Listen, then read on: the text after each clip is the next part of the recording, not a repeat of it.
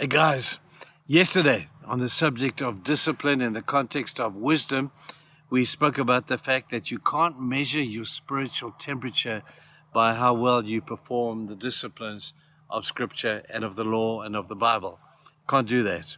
It's as a result of a great relationship with Jesus. That's where it comes from.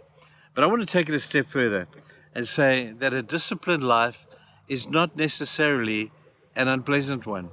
You know, we paint discipline with a miserable brush. We paint it with, I have to be disciplined, and I have to do these things, and what a martyr I am that I have to be so disciplined. As I read the scriptures, I see the complete opposite.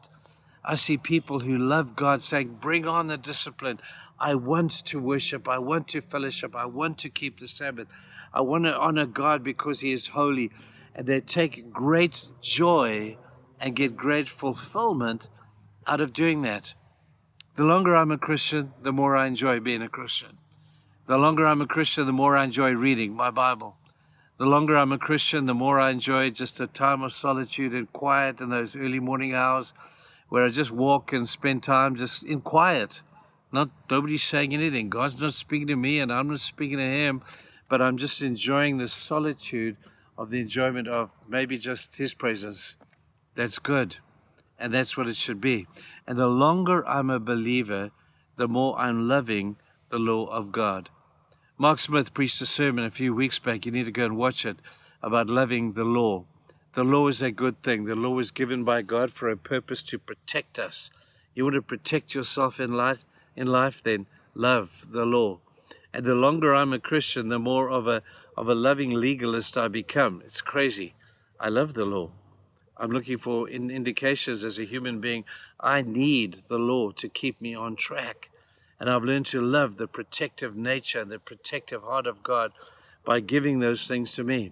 That's why the book of Proverbs is so profound. It's so profound. It gives us warnings. It tells us what and what not to do. It tells us how to live our lives. It tells us the things to avoid and the things to do and the things not to do. Man, I don't know about you, but I need that stuff. And the longer I live, the more I realize my need for it. It's arrogance to think I don't need that stuff. I got it all worked out. And we end up becoming a bit like that Pharisee who went into the temple to pray.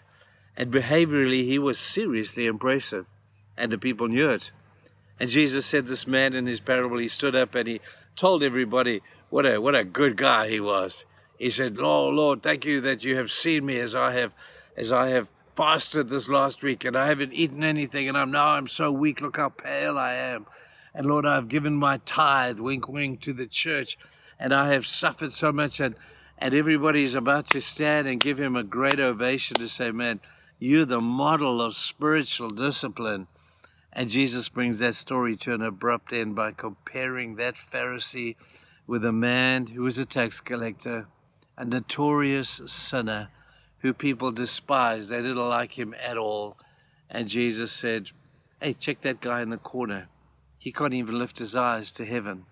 He beats upon his chest and he says, 'Lord, have mercy upon me because I am a sinner.'" And the people began to realize where true righteousness comes from. You see, self-righteousness is seen in us gloating over the things that we do, sometimes sacrificially, as good as they may be. They may be good things, but if we're doing them for the wrong reason, for self-glorification, or even for self-edification, or for my own self-esteem, self is the word that we go all wrong at. And if we're doing it for that reason, we lose the blessing of the sacrifice. When we do it for God, it's wonderful. We don't do it begrudgingly. We do it with humility, as that man did. And he looked to heaven and said, "Lord, have mercy on me." Not one of us should not be doing that. Every day we should be saying, "Lord, have mercy on me. Cleanse me from my sin. Do a work in my heart that purifies me, because I know you are a holy God.